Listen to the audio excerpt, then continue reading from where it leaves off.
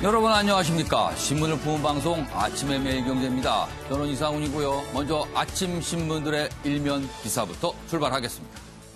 매일경제 일면 기사입니다. 문재인 대통령의 발언, 어제 국무회의가 있었습니다. 소개하고 있습니다. 문, 경제 전시 상황이다. 내수 회복이 중요하다. 그러면서 속도를 내야 한다고 강조했습니다.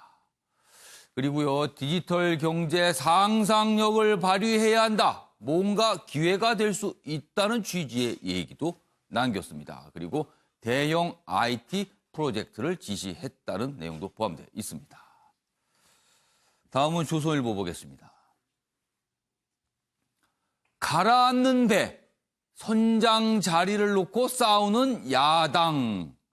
배가 가라앉고 있는데 선장이 돼본들 소용이 없는 거죠. 지금 미래통합당의 상황을 이렇게 묘사하고 있습니다.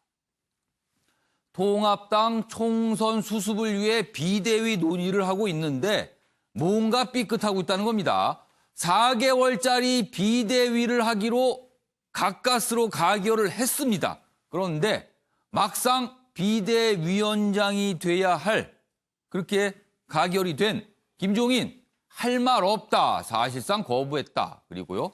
당권 주자들이 개입한 거 아니냐. 지금 이런 의혹도 나왔습니다. 결국 분란이다. 이렇게 돼 있습니다. 이번엔 동아일보 보시죠. 사진입니다. 사진 보시면은 운동장은 아니고요. 빈 땅이죠. 빈 땅에 차량들이 주차돼 있는 모습을 보입니다. 그러나 이게 단순히 주차된 게 아니고요. 여기서 뭔가 회의를 하는 모습입니다. 코로나19가 만든 풍경이죠. 제목은 이렇습니다. 강남 재건축 조합 총회도 드라이브 스루다. 어제입니다. 강남구 개포주공 1단지 공터에서 재건축 조합원 총회가 열렸습니다. 자, 어떻게 보면은, 이게 원래 정상적인 모습은 아니잖아요. 분양가 상한제, 이게 좀 약간 피할 수 있는 방법이 있다. 그래서 뭔가 좀 빨리 하면 된다. 이런 상황에서 벌어진 거거든요. 그래서 어제 그 모습인데, 자, 그러면은 총회가 열리면은 참석한 사람들이 동의 표시를 할 거 아니에요. 그럼 이런 상태에서 어떻게 동의 표시를 했을까요? 여기 기사 내용에 보니까 이렇군요. 조합원들은요, 차량의 탄재, 찬성 표시는 비상등을 켰다고 합니다. 그래서 그 차량 숫자를 대서 가결을 했다. 뭐 아니다. 찬반 표시를 한 겁니다. 이런 현상까지 있습니다. 지금요. 자, 마지막으로 한국일보 보겠습니다. 기사가 큰 제목으로 돼 있는데요. 정규직 8,000명이 줄어들 때 비정규직은 12만 명이 줄었다. 이렇게 됩니다. 지금 코로나19 여파 가장 큰 타격, 지금 일자리가 아니냐는 얘기 계속 나왔죠, 그동안. 근데 현실적으로 지금 그런 게 드러나고 있습니다. 3월 근로종사자 통계 작성 후 첫 감소를 기록했습니다. 일하는 사람이 줄어든 겁니다. 임시 일용직 특별 고용직에서 두드러졌다. 사람 구하는 데가 없어 생계가 막막하다. 이런 호소들이 있다고 합니다. 회사가 휴직 기간을 슬금슬금 늘리고 있다. 이렇게 되면 또 이게 불안한 상황으로 가는 겁니다. 자, 지금까지 일면 기사 짚어봤고요. 오늘도 네 분 패널 자리하셨습니다. 소개해드리겠습니다. 먼저 정우가 맨비앤 논설실장 나오셨고요. 그 옆에는요, 최양호 현대경제연구원 고문 자리하셨습니다. 그리고 최직년 변호사, 그리고 마지막으로 오창석 시사평론가도 나오셨습니다. 안녕하세요. 네, 반갑습니다.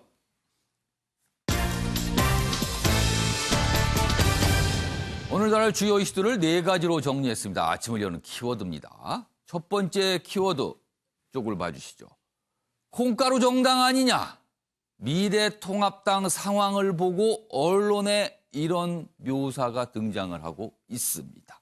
콩가루 정당. 그리고 두 번째 키워드는요. 지연 전략 물음표가 찍혀 있습니다. 지금 여당인 더불어민주당과 관련돼 있는 위성정당에서 한 당선인의 문제가 논란인데 선거 끝나고서야 이게 왜 또 이렇게 나오는 거냐. 그 전에 알고 있었는데 왜 그런 거지? 뭐 이런 얘기가 또 나오고 있습니다. 세 번째 키워드는요. 여전히 70%라고 생각합니다. 경제부총리 어제 국회에서 이 얘기를 다시 했습니다. 마지막 키워드는요. 가짜 뉴스입니다. 미국에서 벌어지고 있는 어떤 가짜 뉴스 때문에 어떤 현상들이 나타나고 있습니다. 자, 이렇게 네 가지 키워드로 오늘 주요 내용을 정리했고요. 그럼 아침의 매일경제 신문브리핑 본격적으로 출발해 보겠습니다. 첫 번째 이슈는 김정은 북한 국무위원장과 관련된 내용. 여전히 오리무중이긴 합니다만은 뭔가 조금씩 이렇게 좀 잡혀가는 듯한 그런 분위기도 분명히 있습니다. 보이시죠?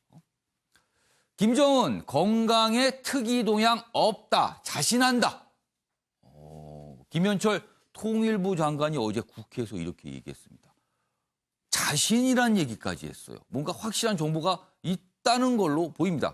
그러나 그게 이제 북한과 관련된 내용은 뭐 대부분이 기밀사항이잖아요. 그래서 구체적으로 밝힐 수는 없지만 자신한다고 했습니다. 문제 없다고. 김현철 통일장관 국회 외통위에서 이렇게 얘기했는데요. 그리고 향산진료소에서 뭐 시술했다 이런 보도가 앞서 나왔습니다. 그런데 그거와 관련해서는요. 가짜 뉴스로 판단한다. 굉장히 명확하게 얘기를 했어요. 목소리를 높였다. 이런 상황입니다. 그러니까 정부 쪽이나 청와대도 그렇고 계속 뭔가 특이사항 없다. 별다른 문제 없다라는 걸 강조했었는데 어제 통일장관의 얘기는 그보다 좀 더 나아가서 자신 있다. 그리고 몇몇 보도에서는 가짜 뉴스다까지 얘기를 했습니다. 다음 기사 보겠습니다. 이런 가운데 트럼프 대통령도 뭔가를 얘기를 했습니다. 보시죠. 일주일 전에는 모른다던 트럼프, 김정은 상태 알지만 말할 수는 없다. 어떻게 지내는지 알고 있다고 얘기했어요. 다만 그거는 얘기할 수는 없다. 이렇게 됩니다. 그러면서 머지않아 김 관련 소식 듣게 될 것이다. 백악관 브리핑에서 위중설과는 거리를 둔 취지의 발언을 한 거예요. 그런데 기자들의 질문이 계속 이어집니다. 알고 있다면서 그럼 어디에 있는지 그건 알고 있는가 했더니 어디에 있는지는 또 모른다고 합니다. 그래서 미국 기자들이 좀 어리둥절했습니다. 상태를 알지만 어디에 있는지 모른다. 어디에 있는지 알아야 상태를 하는 거 아니냐. 뭐 이런 지적이 나오는 거예요. 그래서. 자, 미국 정부 김 열차 26일에도 원산에 있다. 이런 얘기도 나오고 있습니다. 자, 그럼요. 이 기사들과 관련된 영상 묶었습니다. 보시죠. 보면 지금 김정은 위원장이 평양에 없다. 맞나요? 예, 그 동선에 대해서는 정보 사항이기 때문에 공개적으로 말씀드리기는 어렵습니다. 정보 사항이라고 하는 거는 우리 대한민국 정부가 김정은의 보안도 지켜줘야 될 의무가 있는 거예요? 저 중국의 의료진들이 북한에 간 것 사실이에요, 아니에요? 정부는 가짜 뉴스에 대해서 일일이 대응하지 않습니다. 이게 가짜 뉴스다, 이거 안 갔다 이거죠. 그다음에 김정은 위원장께서 그러면 신병에 이상이 있어요, 없어요? 지금 와병 중입니까, 아닙니까? 다시 한번 말씀드리지만 특이 동향이 없음을 자신 있게 얘기할 수 있습니다. 정부는 정보를 정치화하지 않습니다. 북한에 관련돼서 과장하거나 축소하거나 회의가 열렸으니까 국회의원이 제가 얘기하지 이걸 갖고 우리가 정치화를 합니까? I can't tell you exactly. Yes, I do have a very good idea, but I can't talk about it now. I hope he's fine. I do know how he's doing, relatively speaking. We will see. You'll probably be hearing in the not too distant future. All right, one or two more. 정우관 시장님, 김현철 통일부 장관, 정부 고위 당국자입니다. 당국자에서 굉장히 자신 있게 얘기할 수 있다라고까지 얘기한 겁니다. 그러면은 확실히 정부가 어떤 정보에 대한 근거가 있다는 분위기거든요.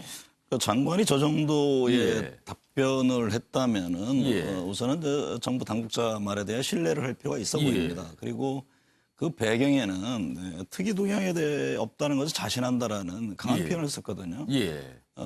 상당한 정보력을 갖고 있거나 아니면 교감을 통해서 저는 예. 나름대로 확신 속에 나온 언급이라고 이해가 됩니다. 지금 어쨌든 간에 초기에 태영절에 참배를 안 한 거에서 시작됐는데 예. 근데 역으로 추적해 보면은 초기 보도한 CNN도 뉘앙스가 좀 달라졌고 예. 그리고 김정일 국방위원장도 그러니까 17년 집권 기간 동안 예.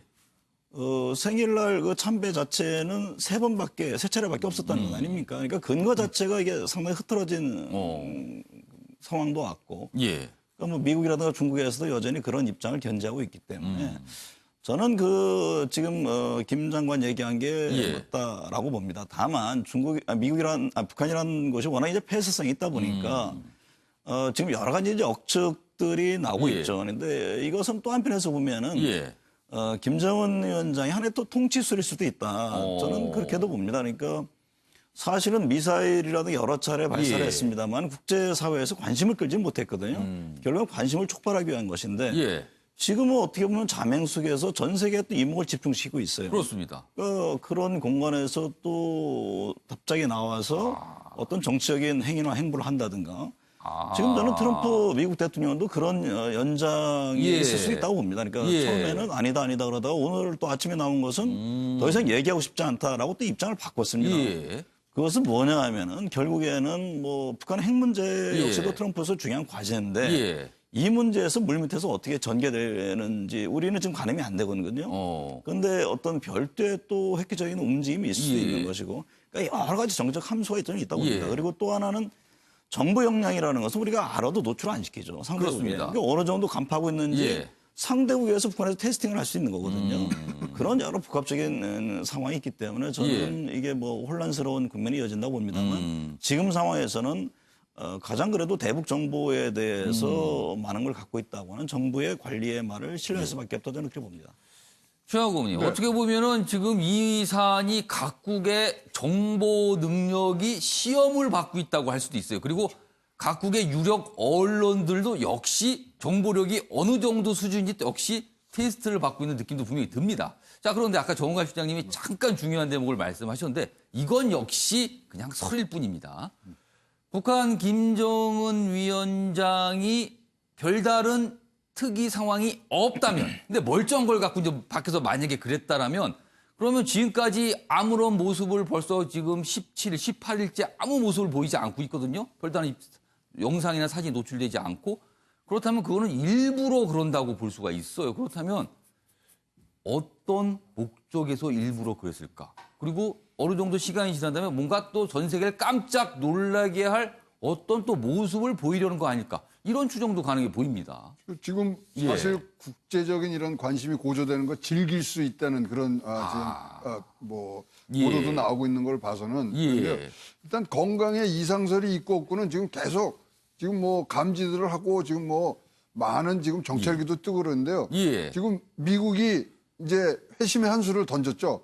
어저께 예. B-1B 랜서를 전략 자산을 어저께 예. 동해안에 띄웠거든요. 한번 띄웠습니다. 예. 근데 그거는 과거에 2018년도에 판문점 선언하고 나서요. 예. 요게 떴다 그래서 고위급 회담을 무산시킨 그런 정도의 전략 자산입니다. 과거에는 북한이 굉장히 민감한 반응을 보였죠. 그렇죠. 이거는 뭐 거의 뭐 예. 지금 지금 개미까지 지금 다 본대는 예. 그런 전략 자산인데 예. 이걸 어저께 띄웠거든요. 아무 반응이 없어요. 뭐죠? 그거는? 지금 계속 지금 테스트라는 거예요, 미국에서는. 어. 여기에 대한 반응 정도는 김정은 위원장이 지도를 해줘야지 나오는 상황이거든요. 예. 그런 것들을 지금 계속 지금 툭툭 던지고 있고 휴민트뿐만 아니라 예. 뭐 많은 시민트까지 다 하고 있는 상황이고요. 한 달 전에 기억나실지 모르지만 트럼프 대통령이 밑도 끝도 없이 친서받았다 그랬잖아요. 그랬습니다. 그것도 테스트였다는 겁니다. 근데 뭐 바로 북한은 보낸 적 없는데 이렇게 또 나왔어요. 근데 그 정도의 반응이 나오려면은 김정은의 뭐 결재가 있어야 되는 거 아니냐. 그래서 지금 계속 그렇다면 결국은 정확한 정보가 아직도 갖고 있는 정보기관은 없다. 근데 트럼프 대통령은 아까 뭐 알고 있다 그랬잖아요. 근데 이제 뭐 트럼프 대통령의 특성상 또 뭐 이렇게 뭔가 여러 이렇게 가지 좀 혼란, 과장하는? 과장하는 등등에 나오는데 결국은 4월 18일 날이 예. 마지막으로 건강 이상설과 예. 생존에 대해서 뭐 우리가 확실히 아는 날짜가 4월 18일이거든요. 예. 그 이후로는 안 나타났단 말이죠. 예. 그래서 지금 계속적으로 하는데 우리나라도 지금 2008년도에 김정일 위원장이 아팠을 때 있잖아요. 예. 그때 우리나라 정부에서 이렇게 발표를 했습니다. 아, 이제 양치질할 정도로 건강이 회복됐다. 그러고 나서 2달간 북한에서는 대대적인 숙청 작업이 일어났거든요. 그래서 굉장히 지금 아끼고 있는 상황이고요. 예. 건강 이상설이 있다 이제 자신이라는 표현을 써서 저 문제가 됐는데 예. 하여튼 지금 뭐 모든 설의 공통점은 예. 근거를 제시하지 못하고 있다는 것이기 때문에 예. 지금 뭐 실장님이 예. 얘기한 것처럼 일단 정부가 가장 많은 정보를 가졌기 때문에 예. 거기에 얘기들을 믿고서 지금 따라야 되는 그런 상황이라고 보여집니다. 근거 자체가 사실은 기밀이 많아서 밝히기가 어려운 경우가 많죠. 관련 기사 하나 더 있습니다. 마주 보겠습니다. 다음입니다. 이 기사는요, 김현철 통일장관 기사하고 태영호 당선인 주장을 그냥 같이 제목에 달았어요. 뭐 앞에 요 김현철 통일장관 얘기는 같은 내용입니다. 특이도가 없다. 태영호 당선인.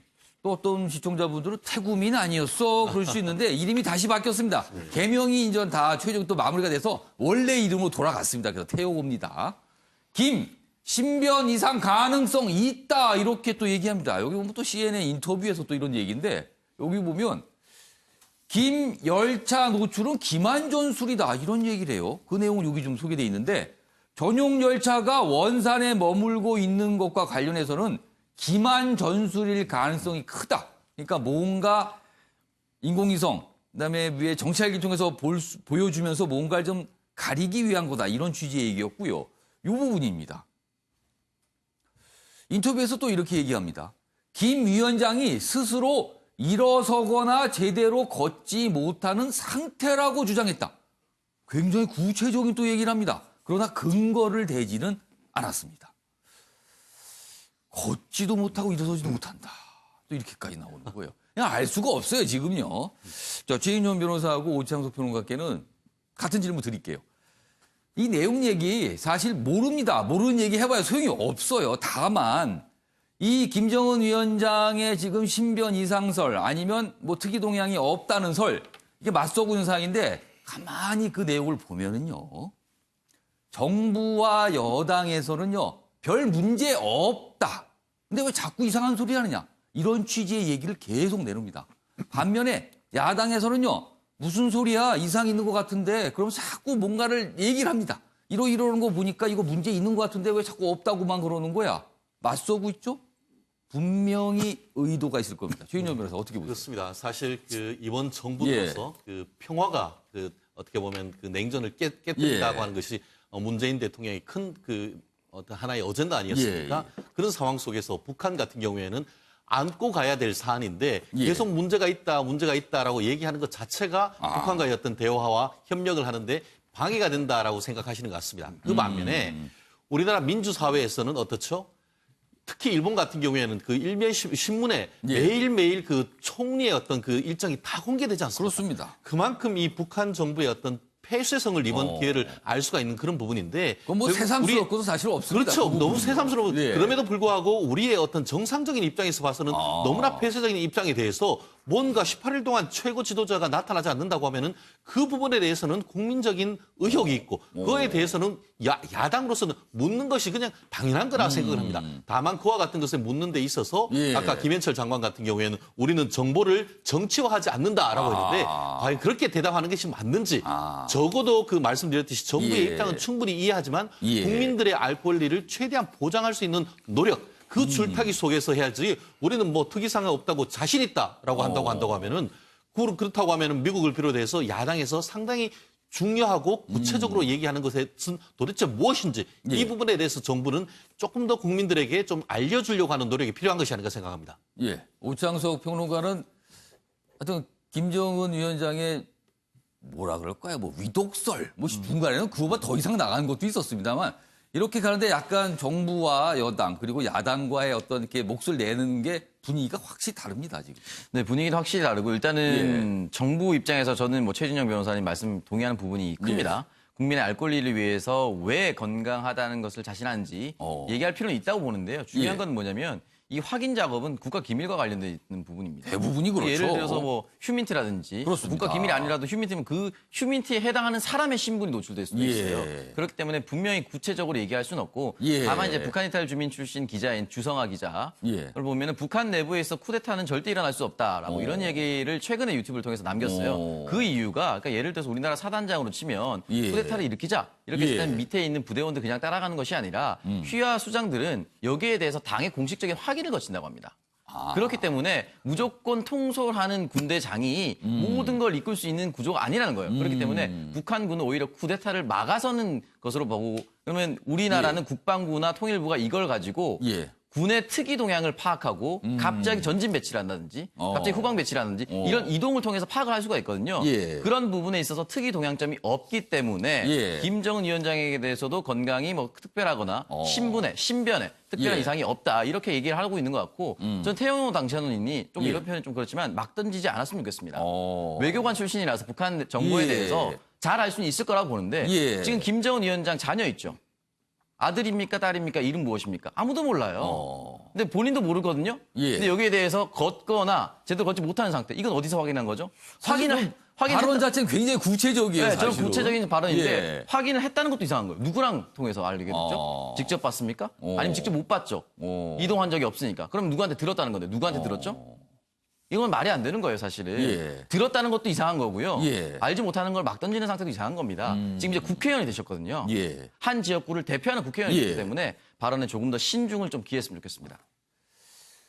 그러니까 이게 모르는 얘기를 서로 하다 보니까 지금 결국은 이제 시간이 좀 흐르면 뭐 과거 전례를 보면 한 40여일, 가장 긴 건 한 40여일 정도 모습이 없었던 거거든요. 그 정도가 지나면 뭔가 나타날 텐데 일단은 뭐 기다려보는 게 맞는 것 같지만요. 또 전 세계 언론이나 뭐 각국의 정치인들이 또 기다리지 못하고 있어서 매일같이 뭔가를 내놓고 있긴 합니다. 지금요. 그 지금 되고 있습니다. 정부가 정보를 공개하지 않는 게 예. 아니라 정부는 계속 얘기를 하고 있죠. 그러니까 김희철 장관도 그렇고 예. 정부 고위 뭐 청와대 발도 인사도 그렇고 특이 동향이 없다라고 했고 그래서 그다음에 정부는 사실 일관되게 특이동이 없다고 얘기하고 향신 있어요. 진료소에서 예. 예를 들면 어디 델리 NK인가 거기 예. 시술할 수 있는 곳이 아니다라고 또 얘기한 것이고 그다음에 예. 중국의 의료진이 대거 갔다 예. 그게 아니다라고 얘기를 했음에도 불구하고 그러니까 본인들의 어떤 시각과 어떤 소신이 모르지만 그 판단에서 끊임없이 이상이 있다라고 지금 주장을 하고 있는 것이죠. 그러니까 예.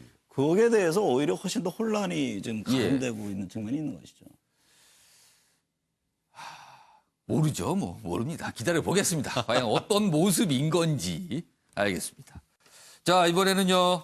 정치권 이야기로 좀 들어가 볼 텐데요. 미래통합당.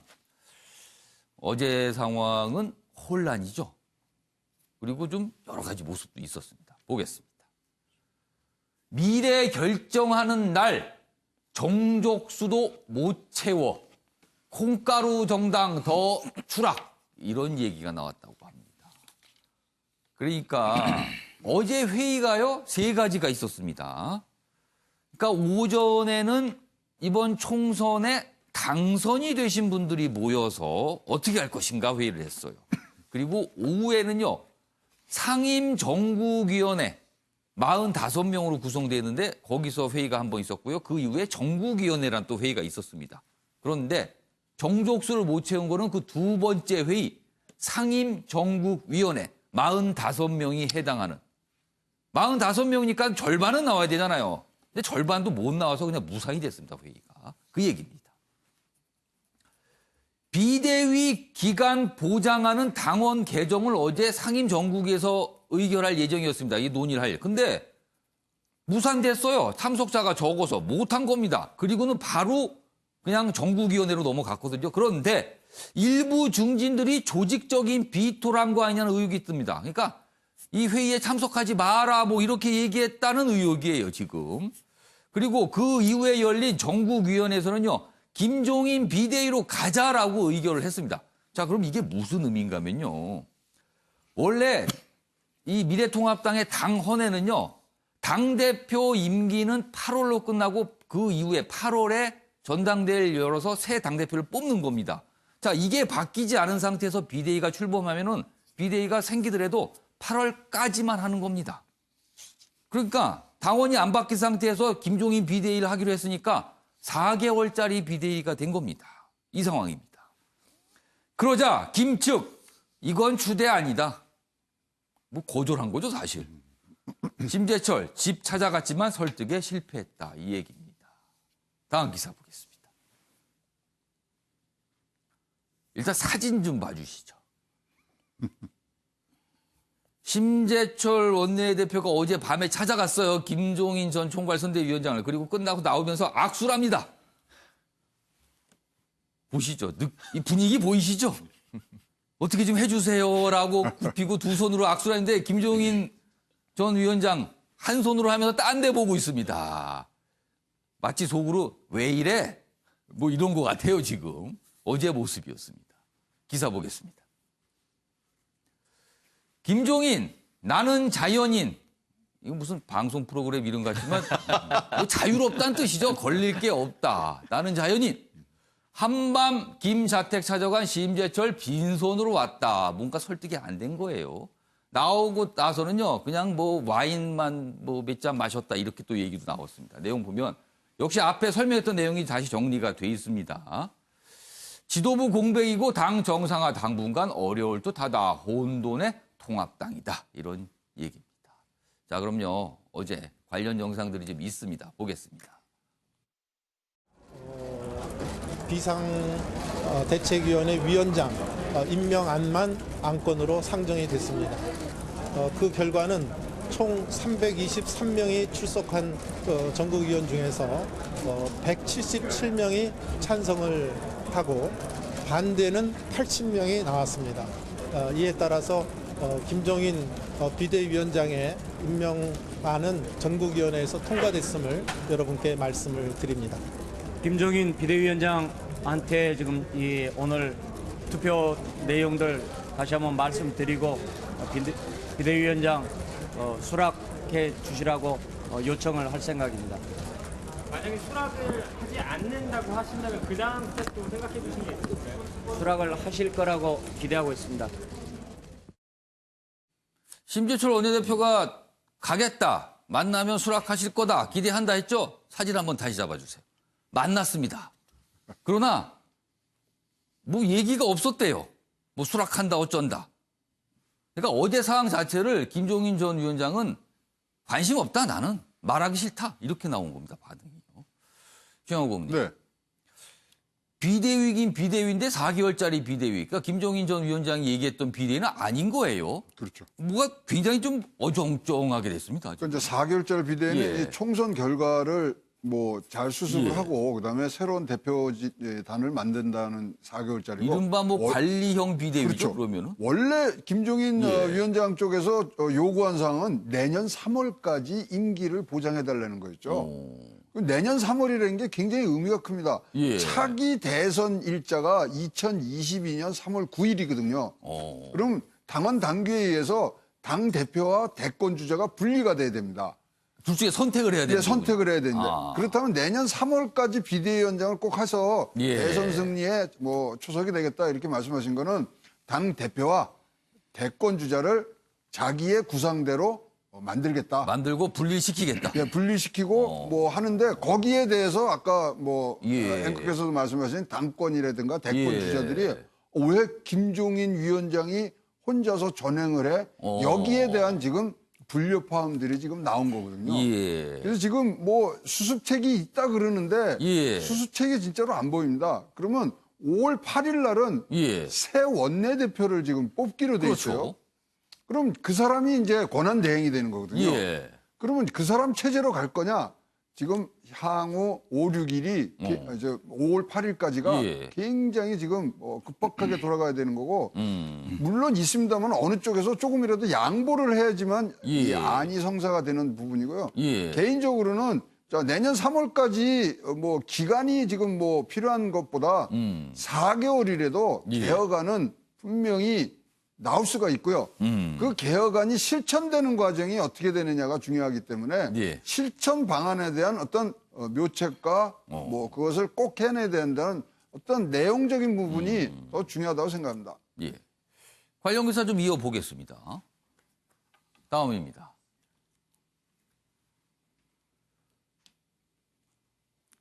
회의장에 나오지 마라. 전화. 여기 뭐 구체적인 위원회 이름까지 나와 있습니다. 김종인 저지 작전이다. 지금 이런 의혹을 받고 있어요. 그러니까 상임정국위원회 아까 얘기가 있었죠. 거기에 출석하지 마라. 뭐 저지를 했다는 거예요. 당권 노리는 중진들, 시도당 위원장들에게 정국이 불참을 독려했다. 그래서 정족수 미달됐고요. 김종인 비대위 기간 보장해줄 당원 개정은 뭐 논의조차 못 되고 그냥 무산이 됐습니다. 당내에서는 침몰하는 당이 심해로 가고 있다. 이렇게 돼 있습니다. 자, 그러면 김종인 전 위원장의 반응 아까 잠깐 나왔었는데 다음 기사에 또 소개돼 있습니다. 보시죠. 아까 했죠? 자연인이다. 나는 뭐 껄낄 게 없다. 그런데 수락 거부를 또 못 박은 건 아니에요. 그러니까 아주 명확하게 난 안 해. 이건 또 아닙니다. 말할 게 없다. 얘기해봐야 소용없다. 뭐 이렇게 얘기를 합니다. 한시적 비대위 출범에 그래서 불만 표시를 한 거지 완전히 접은 건 아닌 것 같다. 또 이렇게 분석이 돼 있습니다. 그럼 여기서요. 어제 김종인 전 위원장이 기자들을 만나서 몇 마디를 좀 했습니다. 그 모습 보겠습니다. 아까 가결이 됐는데 8월 31일까지 당원단을 거치지 못했어요. 그러면 어떻게 하시는 나는 뭐 내가 뭐 그냥 자연인인데 내가 내가 무슨 이번에 전국의 결정은 좀 많이 실망을 하셨나요? 이번에 전국의 결정에 대해서 좀 많이 실망을 하셨나요? 아니 나는 뭐 어떻게 결정이 되는지 나는 아무 얘기 듣지도 못하고 지금까지. 정관 수장님, 뭐 아무 얘기 듣지도 못했다는 거는 뭐 그냥 하는 말이겠죠. 할 말이 없으니까 저 얘기를 한 것 같아요. 자, 결국에는 전체적인 분위기를 보면 4개월짜리 비대위 나 이거는 못 받아. 다시 한번 논의해봐 이런 것 같아요 지금.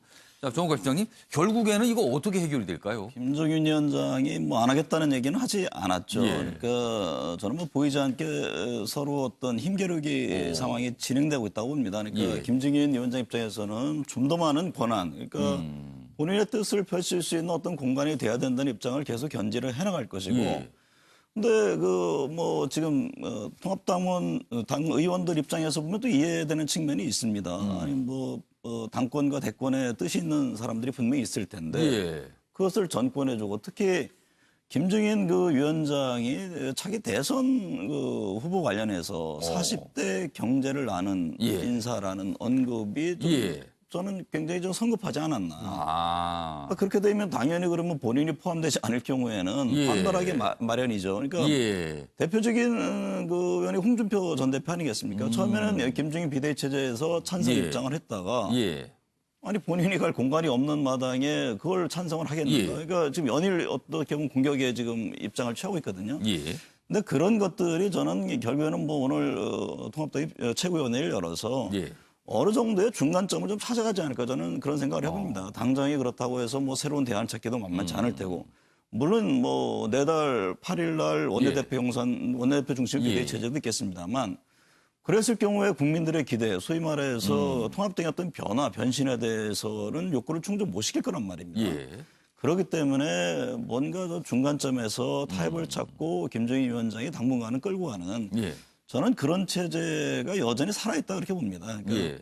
물론 그러기 위해서는 서로의 어떤 욕심을 버려야 되죠. 양보를 좀 해야 예. 되는데 늘상 통합당에 주문하는 그 점이 과연 이번 국민들이 지켜보면서 이루어질 것이냐. 그것도 예. 또 하나의 그 좀 관심 있게 지켜볼 대목이라고 저는 봅니다. 최인정 변호사. 네. 지금 전체적인 모습을 보면 김종인 전 위원장과 당내 중진들의 대립인 것 같아요. 뭔가 지금 상황을 놓고요. 그리고 김종인 전 위원장은 과거 전례를 보면 그렇게 쉽게 응하지는 않아요. 항상 이렇게 못하겠다라고 집에 들어가 있으면 몇 번을 찾아옵니다. 그러고 나서 나중에 결국 하게 됩니다. 이번에는 어떻게 풀려갈지 전망 좀 해주세요. 사실 지지난주였습니까? 그때 그 과연 이 미래통합당의 그 리더십을 누가 할 것이냐 했을 때 저는 개인적으로 김종인 비대위원장일 수밖에 없다라고 말씀했던 기억이 나는데요.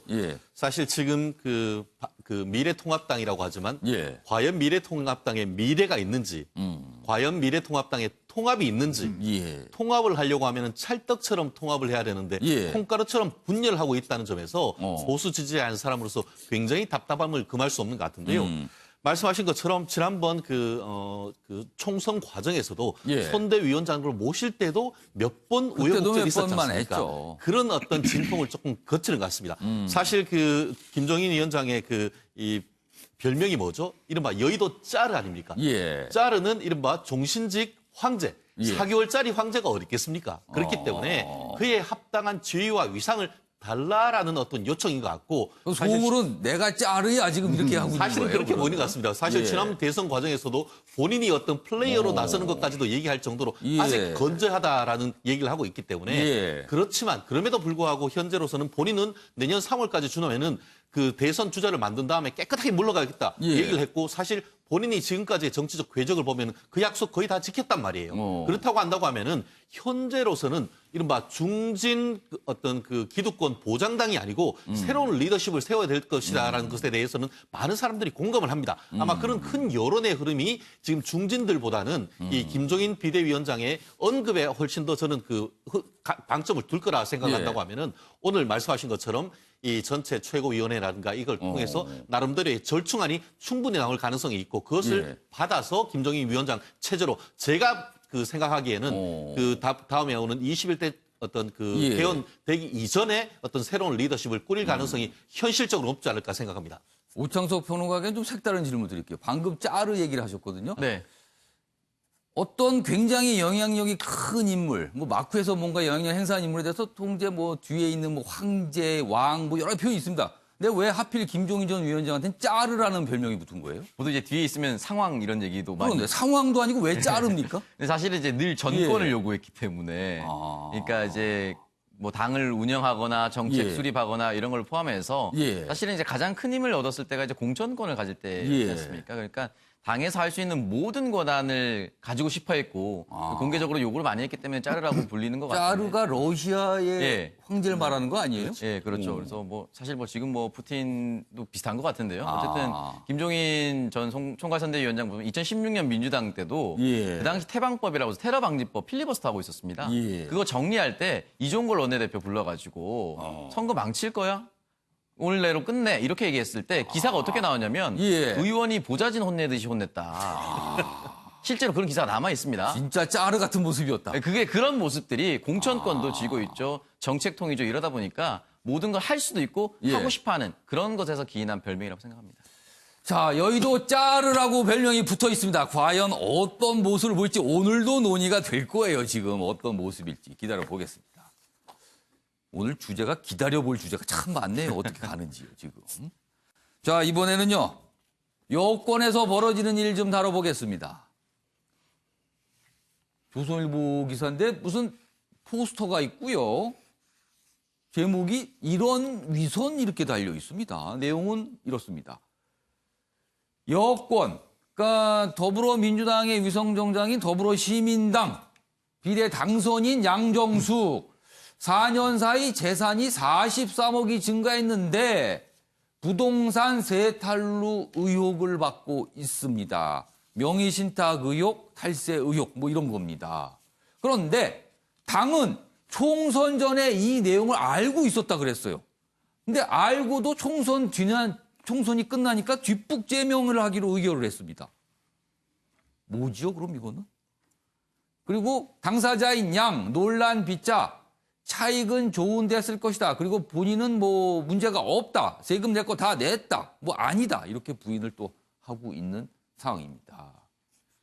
제목이 이런 위선인데 이게 아니라 이런 당선인 뭐 이게 더 어울리지 않을까 싶기도 합니다. 관련 기사 하나 더 있습니다. 보시죠. 그러니까 이 사안은요, 두 가지가 쟁점이 있어요. 당선인 자체를 놓고 쟁점이 될 수도 있고요. 이 처리를 당이 왜 이렇게 했는가를 갖고도 또 쟁점이 될 수가 있습니다. 민주 전략적 지연인가? 총선 전 양정숙 의혹 알고도 밀어붙였다. 그렇습니다. 이게 어떻게 된 거지? 이게 단순히 허술한 검증인가? 아니면 알고도 그냥 쭉 간 건가? 총선 때문에 뭐 이런 겁니다. 주택뿐만 아니라 상가거래 문제 알면서도 양 당선자 해명만 믿고 문제없다 판단. 선거 전 사퇴 권했으나 거부에 속수무책이었다. 이런 설명이 좀 나왔어요. 당 이제 와서 사실관계 의심 여지 있어서 윤리위를 열어서 제명키로 했습니다. 양 민주당과 합당 뒤 민주당에서 논의할 거라. 제명을 되더라도요 의원직은 그대로 유지가 됩니다. 그리고 고발을 하면 이게 재판이 갈 거 아닙니까? 재판 오래 걸립니다. 지금요. 자, 그럼 이와 관련해서 어제 뭐 발표된 내용이 있습니다. 보겠습니다. 상속세 낸 부분에 대해서는 다 소명을 했고요. 세금 납부 내역은 다 소명을 했고요. 이게 2005년도에 15년 전에 증여받은 부동산입니다. 그래서 뭐 최근에 구입한 부동산도 아니고 2005년도에 증여받거나 그 이후에 상속받으면서 가액이 증액된 거기 때문에 이게 조금 많이 증액됐다고 뭐 그렇게 된 부분에 대해서는 저도 뭐 제가 의도한 바는 아니지만 죄송스럽게 생각하고 그 부동산 가액 상승분에 대해서는 좋은 취지로 쓰도록 하겠습니다. 당선인 양정숙에게 제명을 의결합니다.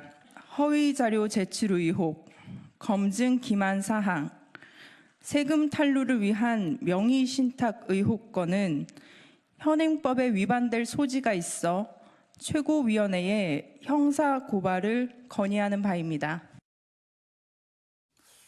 김윤 변호사, 좀 정리 좀 해주시죠. 지금 이 양 당선인 뭐가 문제가 되는 겁니까? 참 사실 저로 굉장히 당혹스러운데요. 예. 양 당선인 같은 경우에는 제가 예. 대한변협에 대변인 할 때 예. 감사로 계시면서 개인적으로 굉장히 친분이 좀 두터운 분이라서 알고 제가 계시군요. 참 말씀드리기가 참 그러면은 뭐 어려운 점이 객관적으로 있는데 그럼에도 있는 불구하고 사실만 말씀드리면 얘기해 주세요, 굉장히 그러면. 그 인간적으로 예. 참 좋으신 분이세요. 굉장히 예. 여리시고 하신데 제가 이렇게 재산이 많으신 줄은 제가 깜짝 놀랐습니다. 사실 2016년에 그 한 49억 원 정도 했다가 지금 거의 95억이라고 한다고 하면은 4년 만에 44억. 1년에 11억, 한 달에 거의 1억씩 재산이 늘었다라고 생각이 드는데 보통 사람으로서는 납득하기가 참 쉽지는 않은 것 같습니다. 보통 사람이 아니라 많은 보통 이상 분들도 어렵습니다. 그렇게 하기는요. 그렇습니다. 근데 지금 문제는 예. 것은 결국 법의 문제 아니겠습니까? 예. 특별히 이제 그 이번 정부 들어서 부동산 투기 이런 부분에 대해서 강력히 제한을 하고 있고 예. 특히 사회지도층 공무원에 대해서는 1인 1주택을 갖도록 하자라고 했는데 알고 봤더니만 지역구에서는 그것을 관철시켰지만 이 비례대표에서는 그런 기준 자체가 없었다고 하고 그 과정에서 지금 말씀하신 것처럼 이 부부가 거의 5채 넘는 강남의 아파트와 함께 2채가 되는 이 건물을 상가 예. 건물을 가지고 있었다라고 하는데 첫 번째 합해서 5채죠. 그렇죠. 건물 2, 아파트 3. 네. 예. 그래서 근데 한마디로 이 부동산 실명법 위반과 탈세 문제인 것 같습니다. 사실 그 대치동 바로 인근에 있는 그 예. 아주 그 요지에 있는 아파트가 있습니다. 예. 거기에 살고 계시는데 알고 봤더니만 그게 동생 이름으로 돼 있다는 것이죠. 그렇기 때문에 그게 이른바 차명으로 가지고 있었다는 부동산 실명법이라는 형법상의 어떤 범죄 위반이 되는 명의 것이고. 신탁 의혹이 그 얘기군요. 그렇죠. 그런 것이고 더불어서 그렇게 하면서 남동생뿐만 아니고 여동생 명의로도 이렇게 어떤 부동산 거래가 있었지 않느냐. 그러면서 실질적으로 과연 그 본인이 돈을 냈느냐 한마디로 탈세 의혹이 있는 것이죠. 결국 민주당 정부에서 가장 중점으로 얘기하고 예. 있는 부동산 투기, 탈세 이 부분이 문제가 되다 보니까 지금 내부에서 이런 그 어떤 출당까지 해야 된다 이런 얘기가 있는데 예. 본인으로서는 지금 억울하다라고 얘기를 하고 있어서 예. 향후에 이 부분이 어떻게 될 것인지 다만 한 가지 뭐냐면 예. 설령 그 더불어시민당에서 이 출당을 시킨다 하더라도 예. 그대로 비례대표는 제명은 유지가 그냥 되고 의원직 유지됩니다. 그러면서 나는 민주당에서 왔다. 그럼 민주당과 두 당이 통합하면 그때 논의하자 이렇게 하고 있기 때문에 예. 과연 민주당과 더불어 시민당 쪽에서 최종적으로 어떤 판단을 할지에 대해서는 사실 지켜봐야 되는데요. 예. 의총에서 3분의 2 이상 어떻게 보면 제명 결의를 만약에 한다고 하면은 예. 그럴 경우에는 사실상 지금 법에 의해서 이 별딱지가 떨어질 수 있는 가능성도 여전히 있어서 아마 그 여당과 이 더불어시민당도 예. 여론의 추이를 좀 더 지켜볼 가능성이 있다고 봅니다. 오창석 평론가.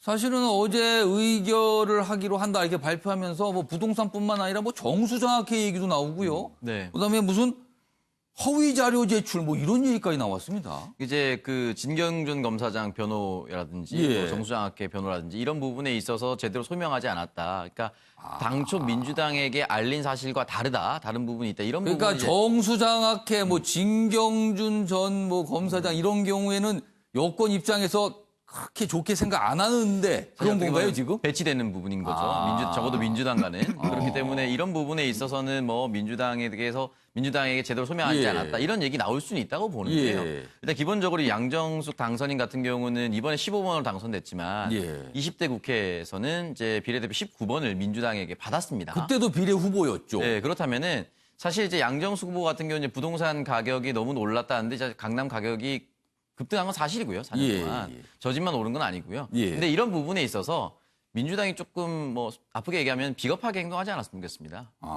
그때도 그랬고 4년 전에도 그렇고 지금도 그렇고 예. 양정숙 당선인을 비례대표에 포함시킨 이유는 예. 그동안 이 양정숙 변호사가 살아오면서 예. 국가인권위원회 비상임위원도 하고 예. 한센병을 앓은 이 환자를 소송을 해줘서 일본 정부로부터 각각 1억 원씩 또 받기도 하고 또 강제징용 피해자를 또 변호하기도 했고 여러 예. 가지 활동으로 이제 비례대표를 추천한 거거든요. 사회적으로 좀 도움이 필요하신 분들을 위해서 일을 했다 이런 취지잖아요. 그렇죠. 사회적 약자를 위해서 일했다 이런 것인데 지금 와서 사실은 검증은 민주당에서 하고 검증에 실패한 것은 양정숙 당선인에게 넘기는 이런 모습은 저는 정말 좋지 않은 것이라고 보고 거기에 대해서 잘못이었으면 검증 예. 시스템을 실패한 민주당에게 있지 당선인에게 이렇게 몰아간다는 것은 어떻게 보면 꼬리 자르기처럼 다른 사람한테 보일 수가 그리고 있거든요. 지금 가장 또 논란이 되는 거는 왜 이제 와서 총선 전에 알고 있었는데 왜 이제 와서 제명 의견이냐 이걸 또 묻고 있어요. 그러니까요. 지금. 사실 뭐 민주당이 메시지가 예. 왔다 갔다 하는데 예. 총선 전에도 사퇴를 권고했으나 예. 먹히지 않아서 총선 후에 권고한다 이렇게 얘기했는데 총선 전에 권고했으면 그 당시 검증 시스템이 없었다는 거 아닙니까?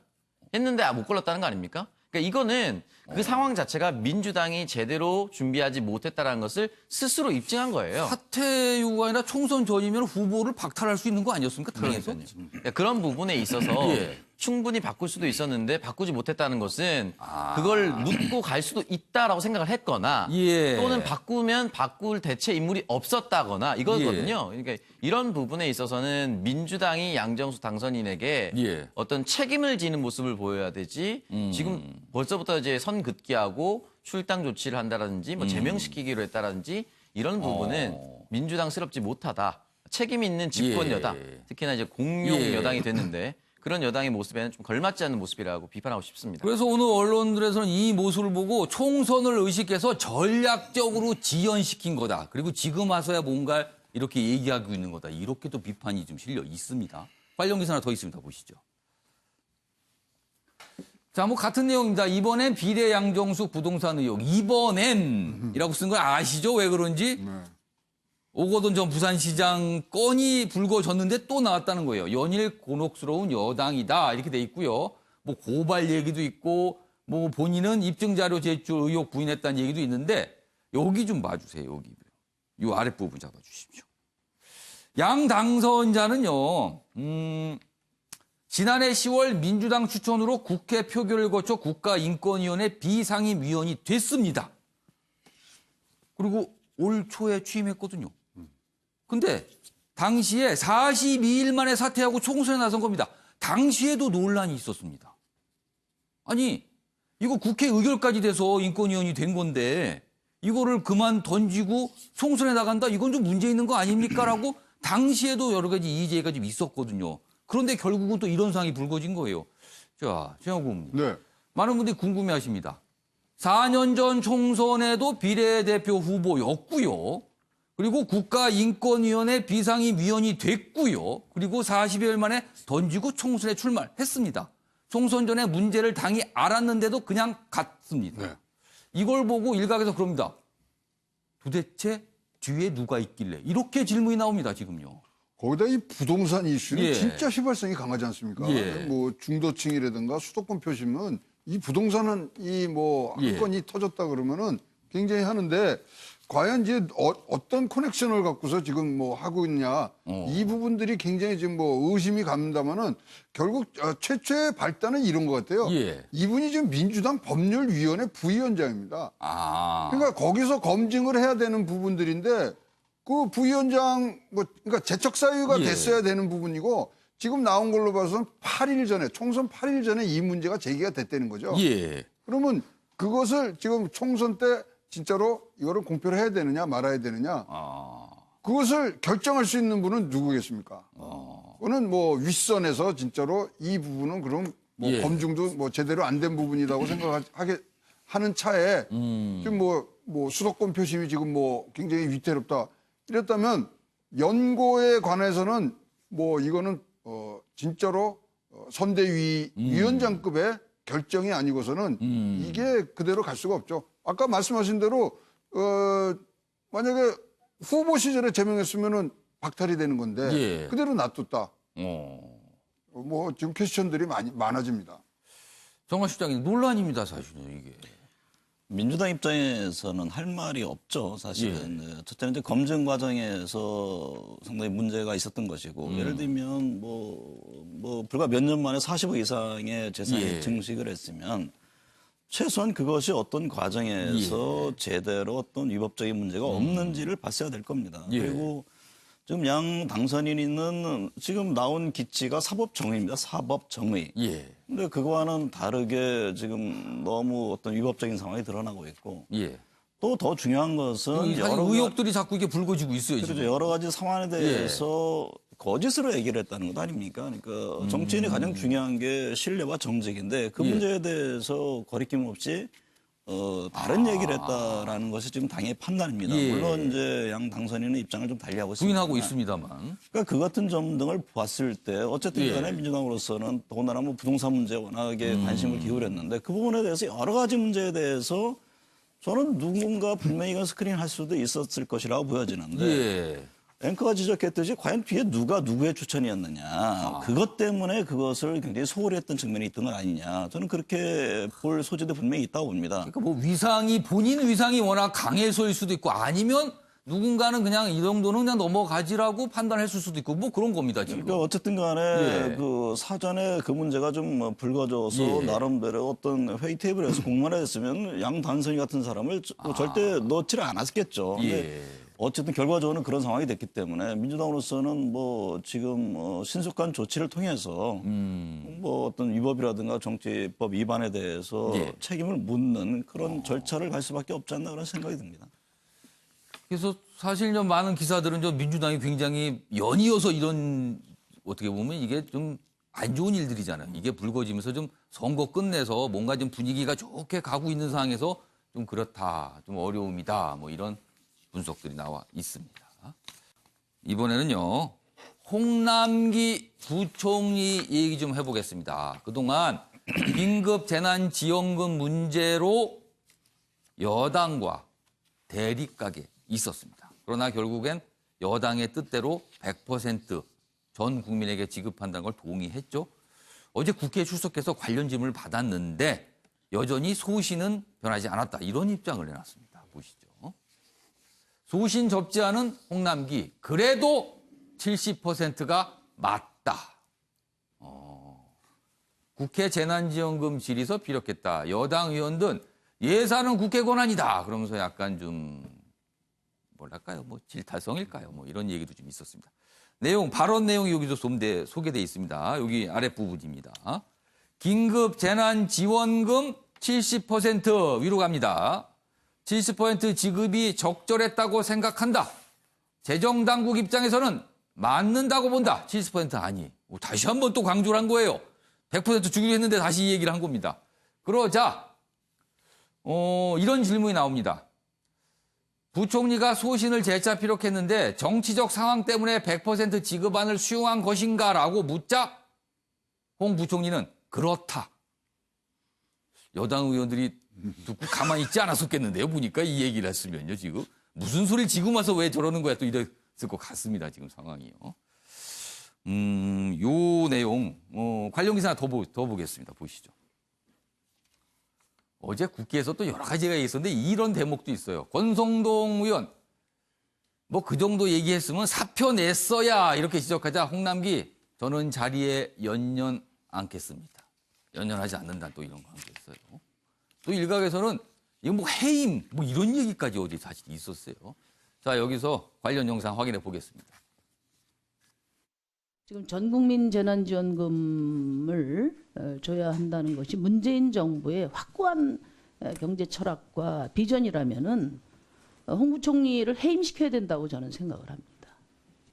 정말 우리 홍남기 장관이 정말 나라 국간 생각하고 재정 건전성 생각하고 계속해서 자기 소신을 굽히지 않은 발언을 했어요. 그 점 높이 평가합니다. 더 높이 평가받으려면 이번에 사표를 던졌어야 된다고 생각합니다.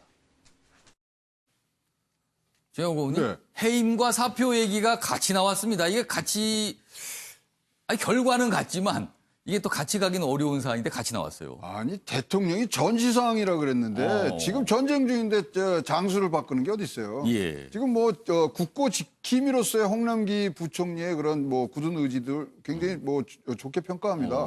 70%를 했으면 그걸 맞춰야 되는데 예. 자 이제 30%의 지금 국회나 여의도에서 의논될 때 기부금을 받는 뭐 또는 이것을 뭐 포기를 한다든가. 그러려면요 400만 가구가 기부금을 포기를 해야 됩니다. 이게 되지 않는 얘기거든요. 그다음에 세출 조정을 하니까 3조 6천억이 나왔어요. 3조 6천억도 쓸 돈을 안 쓰는 거거든요.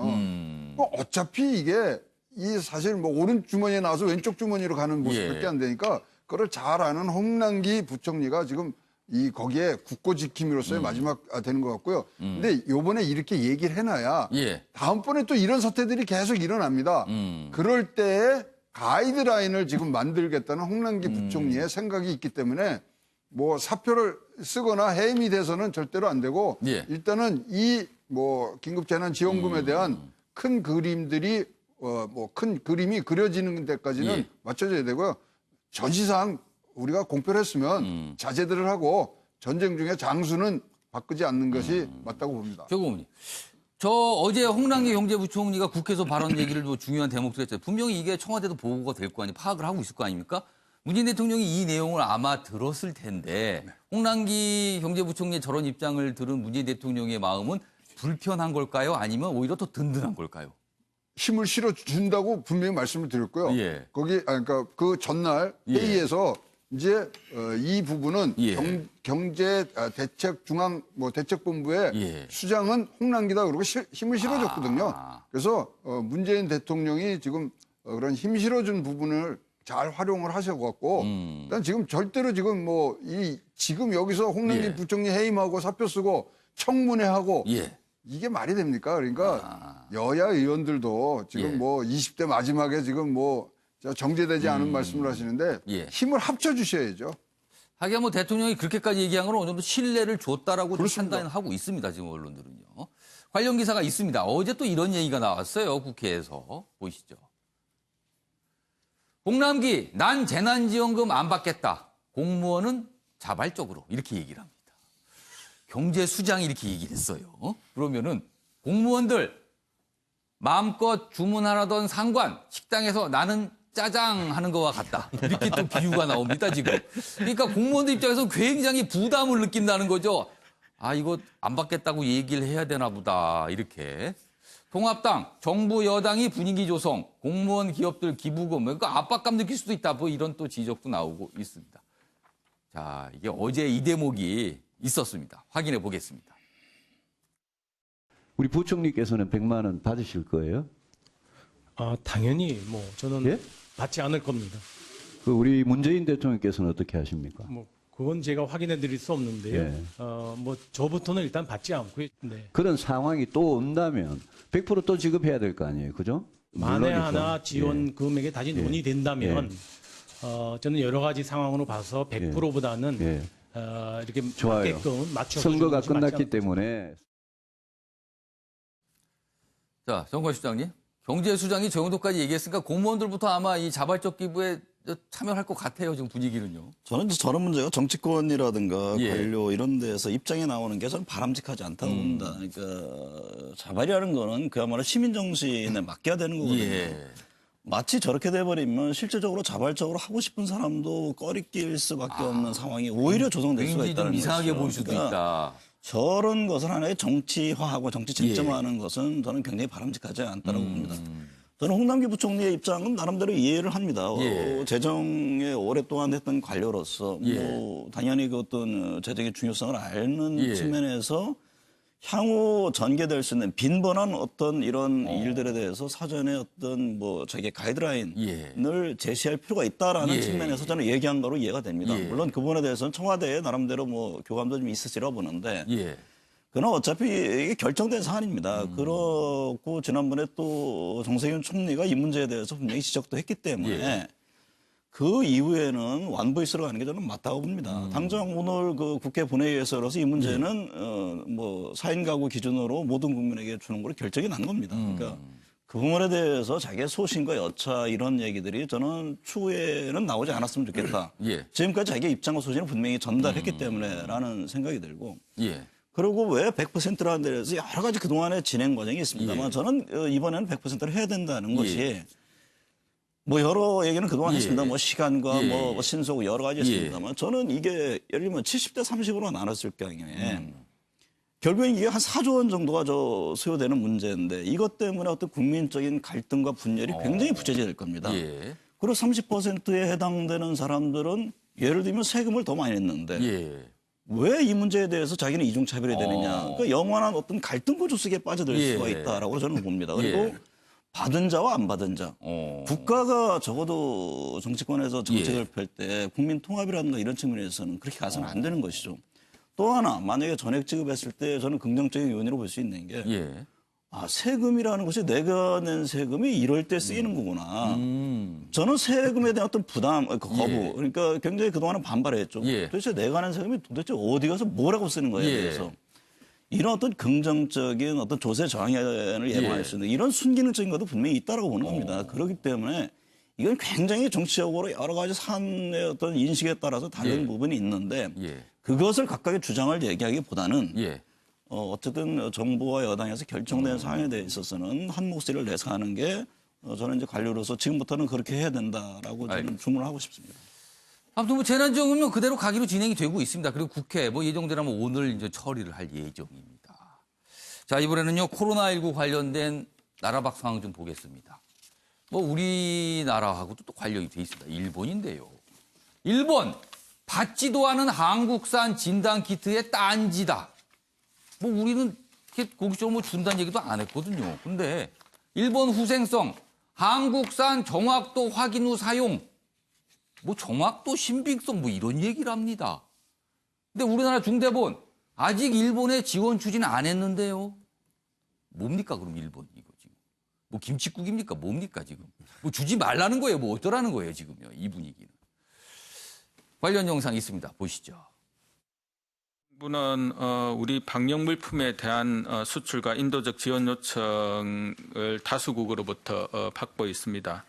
이를 위해서 외교부에 코로나19 방역 물품 해외 진출 지원 본부처 TF를 구성해서 운영 중이고 이를 중심으로 해서 현재 대응을 하고 있습니다. 또한 국내 공급의 여력이라든지 지원 대상국의 어떤 사항들을 종합적으로 고려해서 지원한다는 기본적인 입장을 가지고 있습니다. 다만 일본에 대한 우리 정부의 지원은 현재로서는 아직 추진하고 있지 않는 사항임을 말씀을 드리겠습니다. 일본 당국을 보면요 그동안 이 코로나19 관련해서 우리가 여러 가지 뭐 이렇게 모습을 보이는 것에 대해서 뭐 이렇게 탐탁지가 않았던 것 같아요. 다른 나라에서 우리나라에 대해서 야 한국 거 괜찮은데 뭐 이렇게 뭐 얘기하면은 괜히 뭐 외면하고 얘기 안 하고 그랬는데 이번에는 검사 결과가 정확한지 확인해봐야 한다고 또 이렇게 얘기를 해요. 오창석 평론가 일본의 생각이 뭡니까? 글쎄요, 제가 그 친할머니가 살아 계실 때 생신 때 이제 선물 드리면 아이고 뭐 곧 죽을 건데 뭐 이런 거 좋으면 빨리 죽어야지 이런 얘기 하시거든요. 근데 할머니 진짜 그런 걸 원해서 말씀하셨던 건 아니고 오히려 더 건강하게 장수하고 싶다는 말씀 돌려서 표현한 거 같은데 돌려서 일본도 비슷하지 않을까라는 생각이 좀 돌려서 듭니다. 얘기한 거예요, 그럼? 네, 그래서 사실 더 한국 거 받고 싶다는 얘기를 먼저 한 것이 아닌가라는 생각이 뜬금없이 사실은 뭐 수출이 확정됐다 이런 얘기도 없이 아니에요 그런 것도. 네, 그런 것도 없이 그냥 먼저 저렇게 얘기를 해버렸거든요. 근데 지금 보면 계속 앞 밑줄 자락에도 속보가 나고 있는데 유럽 항공안전청에서 대한민국을 이제 코로나 고위험군에서 해제시켰습니다. 가장 안전하고 가장 진단이 잘 되고 있는 나라거든요. 요즘에 우리나라가 들어갈 수 있는 나라가 늘고 있어요. 네, 지금. 그러다 보면 사실은 일본도 알 거예요. 가장 한국을 믿을 수 있다는 거. 근데 저렇게 진단키트에 딴지를 걸었다는 것 자체가 우리 여기 있어라고 얘기를 하면서 너네 진단키트 필요해. 조금 잘 줘라는 표현이 아닌가라고 좀 애둘러 표현한 것 같습니다. 네. 뭐 일각에서는 일본 집권 여당이 지지층을 이렇게 보면서 눈치를 보면서 그래서 이렇게 얘기하는 거 아니냐. 뭐 이런 분석도 일부 담겨 있긴 합니다. 근데 진단 키트가 막 들어가잖아요. 그러면 확진자가 막 늘어날 수밖에 없습니다. 그럴 지금, 가능성이 있죠. 그렇다면 지금 일본이 제일 걱정하는 건 의료 체계 붕괴거든요. 예. 저거를 맞을 수 있는 지금 체계가 안 돼 있어요. 따라서 이제 그런 거에 대한 지금 이 앞에 보호막 치는 또 확진자 늘어나면 이게 감당 못하는데라는 생각. 그럼요. 우리나라 드라이브스루 전 세계에서 칭찬하잖아요. 예. 일본은 유독 이거 이 별로 굳이. 효과 없다. 이렇게 또 폄하하고 있거든요. 그래서 우리 평론가님이 얘기한 것처럼 받고 싶은데 예. 비빌 언덕을 좀 마련해 줘. 이러는 러브콜인 것 같습니다. 그럼 뭐 우리 당국은 우리 아직 생각 없는데요. 왜 그러세요? 약간 이런 입장으로. 저는 일본 제가 보기에 정치학 예. 관리의 후진성 문제입니다. 그러니까 일본 국민들과는 저는 분명히 갭이 있다고 봅니다. 예. 제대로 상황 파악을 안 하고 제대로 끌고 가지 못하고 있는 것이죠. 그러니까 지금 코로나 문제에 대해서는 저렇게 당리당략이라든가 어떤 자존심 이걸 내세울 상황이 아니죠. 예. 지금 국민들의 생명 자체가 지금 굉장히 위협받고 그렇죠. 있는데 저는 내가 보기에 앞으로 일본 국민들이 굉장히 순종적이잖아요. 예. 그런 어떤 지도 체계 자체에도 상당히 변화를 줄 수 있는 대목이라고 저는 봅니다. 알겠습니다. 아무튼 묘한 모습이었습니다. 지금요. 다음 기사입니다. 중국 당국이 퍼나른 가짜뉴스에 한 미국 여성의 삶이 무너졌다. 이 가짜뉴스는 미군이 중국에 코로나를 전파했다. 이런 내용을 담은 가짜뉴스인데요. 여기 보면 미국 언론이 이 당사자, 지금 굉장히 억울한 당사자를 인터뷰했는데 중국 발언이라는 오명을 벗으려 앞다퉈 중국 언론들이 보도했습니다. 그런데 이 시작점은 미국 내 한 유튜버가 또 이런 류의 얘기를 하는데 이걸 그대로 또 중국 당국이 인용해서 보도를 한 거거든요. 여기 보면 베나 씨라는 여성분인데 우한 체육대회 출전을 지난해 10월에 한 게 화근이 된 겁니다. 진상정보 유출에 살해 협박까지 받고 있대요. 지금 여기 보면 터무니없는 음모론이 퍼지는데 결정적 역할을 한 거는 미국의 유튜버였습니다. 거기서 나왔고 이거를 팬데믹 발언지라는 꼬리표를 떼어내려 애쓰던 중국 당국이 받아서 아주 대대적으로 알린 겁니다. 그래서 엉뚱하게 피해를 보고 있다는 겁니다. 지금요. 최인정 변호사, 이거는 문제가 좀 되네요. 심각하네요. 이거는. 사실 처음에 코로나19를 우한 폐렴이라고 했었지 않습니까? 예. 결국 미국 같은 경우에는 이것이 중국의 어떤 문제가 있었고 특히 중국의 어떤 우한 지역에 있는 어떤 연구소에서 나오지 않았냐 이런 얘기가 있으면서 문제가 됐는데 문제는 결국은 오히려 나중에는 처음엔 중국이 문제가 됐다가 미국에서 더 많은 문제가 되니까 이제는 거꾸로 중국이 수세에서 공세로 나오면서 이런 일이 벌어진 것 같은데요. 사실 최근 같은 경우에 인도라든가 미국의 일부 주 같은 경우에는 중국을 상대로서 손해배상 청구 소송을 하고 있지 않습니까? 그럴 정도로 전 세계적으로는 이것이 중국에서 발현될 가능성이 현실적으로 그게 과학적으로 입증됐다라고 하는데 이것을 정치화한다는 것이 황당하고 그 가운데서 막 고래 싸움에 새우 등 터진 게 바로 이 사건이 아닌가 생각합니다. 아니 더 이게 말도 안 되는 건요. 이 여성분은요 무슨 확진을 받지도 않았고요. 증상도 없었습니다. 멀쩡한 사람입니다. 그냥 아무것도 관련도 없는데. 근데 갑자기 우한 체육대회를 갔다 왔다는 이유만으로 이렇게 돼버린 겁니다. 그리고 중국이 뭔가를 계속 이거를 강조하는 듯한 모습을 보여줘서 이게 큰 논란으로 지금 미국에서는 벌어지고 있다고 합니다. 요 내용 오늘 몇몇 언론에 좀 소개가 돼 있습니다. 시간이 다 돼서 평론 시간이 좀 안 나오겠습니다. 알겠습니다. 자, 마무리하겠습니다. 총선을 치른 지 딱 2주가 지났습니다. 그런데 그 뒤에 펼쳐진 광경들이요. 한마디로 가관입니다. 여당에선 총선 전 같았으면 큰 파장이 났을 추문과 의혹이 뒤늦게 나오고 있고요. 야당은요. 마치 콩가루 정당이 된 듯합니다. 이 꼴을 보려고 그 많은 국민들이 마스크 쓰고 어렵게 투표장에 간 건 아닐 텐데 말입니다. 이젠 좀 달라질 때도 된 거 아닌지 모르겠습니다. 아침의 매일경제 오늘은 여기서 마치겠습니다.